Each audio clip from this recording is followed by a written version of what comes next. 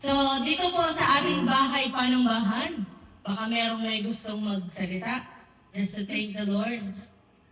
Tatawagin ko pa ba ang ating birthday girl? Siyempre, meron po tayong birthday girl dito na nagdiwang po ng birthday nga yesterday. It's July 23. Natawagan po ang ating bago pong kapatid, Sister Connie.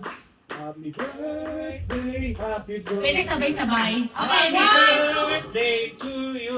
Happy birthday to you. Happy birthday to you. Happy birthday, happy birthday, happy birthday to you. So, happy birthday, Con. So, sa mga hindi po nakakakilala kay Connie, si Connie po ang aking katrabaho po sa Saudi German before. So, kasama po siya sa HR. So, Be?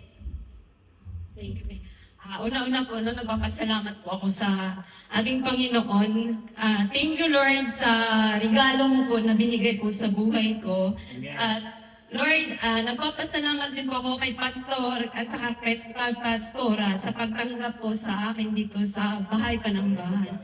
At sa aking pinakamabait na kaibigan. Thank you, Lord, kasi siya po naging tulay para dalhin po ako dito, Lord God. Pinakamabait pala.